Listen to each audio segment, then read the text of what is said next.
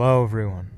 Today is the release of Raising the Bar Retail Division 1.1. We have made plenty of changes, fixes, tweaks, and other improvements to Division 1 according to community feedback, plus some general adjustments and new content the team has made.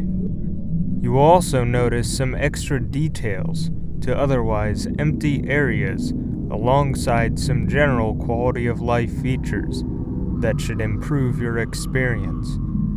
If you want to give Division 1 another go, this update might be the time to do it. Before we continue, it should be stated that from here forward, Raising the Bar Retail includes its own custom code binaries, which will remedy some bugs we previously couldn't fix. This also means we can now do more modifications to existing content and have more custom content than we previously could. We will also be showing some Division 2 content for you, and make sure to stick around till the end for a bit of Division 3 content, plus some new open positions on the team. But without further ado, let's get into it. The rooftops were in need of some more detail to make them feel more lived in. For this, we decided it would be best to add some signs of citizen activity alongside some work-related props to signify that at some point they may have been trying to renovate the roofs.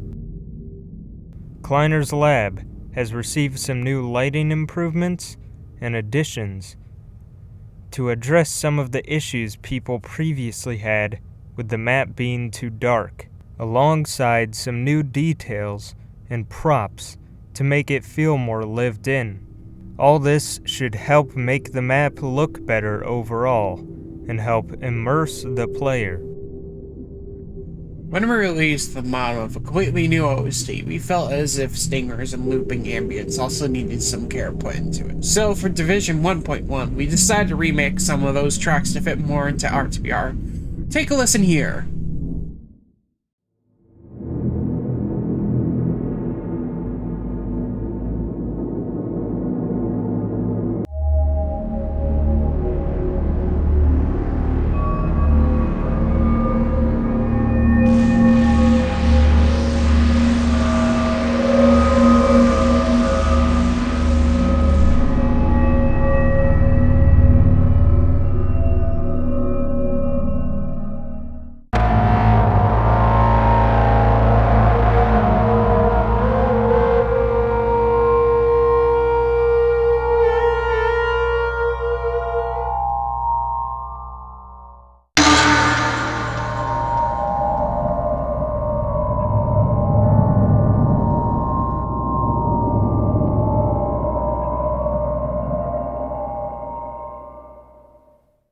Although Canals O&A was a fine map at launch, we felt as if some of the new underground areas needed improvement, so I went back and did another art pass on those areas with improved geometry alongside fixing up the grenade puzzle, which at times was confusing for the player. Canals O2's new areas have had more art pass to bring it up to RTBR visual standards. With this in mind, we did some lighting adjustments, alongside adding some new props to make the areas feel less empty and more inhabited by Resistance rebels and Combine alike. The second to last root canal map was well received. However, some of the additional areas still needed some work in the art passing department in order to really hone in on the fight between the Underground Railroad and various Combine encampment installations. We decided it would be best to add more Combine metal to the walls, alongside various tweaks to gameplay and additional visuals. Initially, we planned to release with this retail-inspired airboat from the RTBR add-ons page.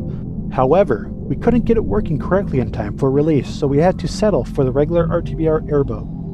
This add-on will be our default airboat from now on. It will replace the previous one to better fit into the world of Raising the Bar retail and its assets. Moving on to Division 2 with this map, Canal 7. Modron added plenty of industrial equipment outside the facility, hinting at what it might have been used for before the war. After this, I went in and added some cremator activity around the place. Then Shockwave did another round of art pass, and Dimitron made some tweaks to gameplay with new enemy placements and added signs of recently suppressed Rebel Siege, which also features some scripted sequences done by one of our new animators, Works.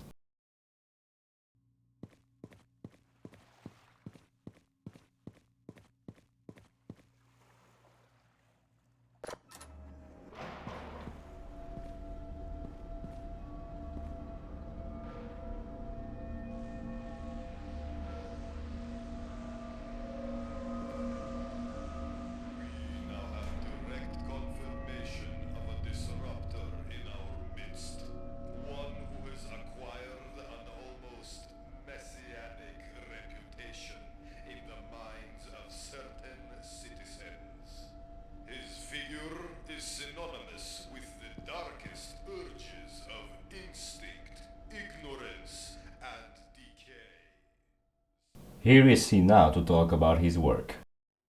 Hello, I'm Redux, one of the new animators for Raising the Bar Retail. As mentioned previously, they combined and suppressed a rebel attack at one of their bases not long before Gordon Freeman arrived. To make the aftermath feel more new and convincing, we added a sequence where a rebel reaches for his weapon before he perishes.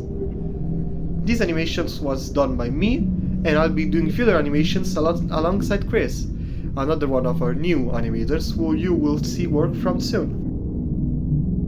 The map where you first get the airboat gun was a very memorable and tight map.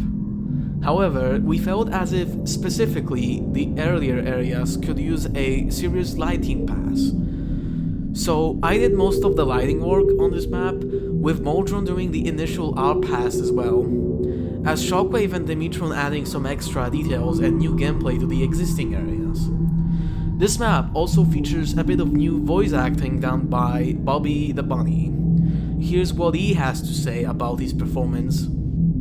G'day, I'm Bobby the Bunny. I'll be voicing some of the Vortigons in Division 2. My main goal with this effort is to stick close to some of the Half-Life 2 Vortigaunt lines to pay tribute and do justice to the original voice actors, Louis Gossett Jr. and Tony Todd, while also making the lines feel new and fresh. Here is an example of my work and what you can expect to see.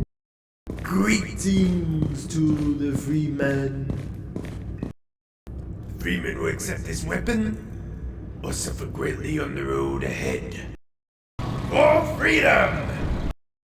While some of the earlier maps of Water Hazard are going through another round of gameplay pass and art pass, the last two maps are also going through a similar process where we are reworking the layout and have added more exploration. I did some work to this map, expanding already existing areas and adding new underground area, with Shockwave polishing up these areas and integrating a new combat encounter and puzzle. As I have been working ahead on Division 3, I've decided to redo some additional maps we added. This map, in particular, is an additional map Moldron originally made that is meant to be an in-between of Black Mesa East and Ravenholm. However, gameplay and layout-wise, this map has been reworked. So I went in and tweaked the layout while also adding some new enemies to fight alongside some new exciting set pieces and some visual additions to spice up the new map. Town 01 was a difficult map for us to work on, as it posed a challenge with a way we can reintroduce Ravenholm in a way that's original and adds more to the map. The map was originally art passed by Moldron, who brought it up to RTBR visual standards, and then worked on by Tedasor and Mini, with me adding new stuff back from the beta and new areas. That's all for the Division 1.1 release article, folks. Before we wrap up here, we're still looking for the following positions on the team to push us full steam ahead on Division 2 and Division 3. level designers. We're always looking for competent level designers in gameplay and blockout departments or art pass departments. Hard surface 3D modelers. We're always looking for hard surface 3D modelers who can recreate cut content props alongside creating original props. Texture artists. We're currently looking for texture artists with experience in creating world materials, preferably with experience in source engine texture formats.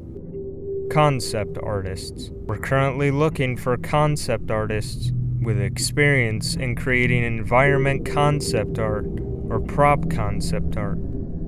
Voice actors. We're currently looking for voice actors for the following roles, which can be found on the Casting Call Club page linked in the application form. If any of these roles look interesting to you, please apply via the application form in the description of the video.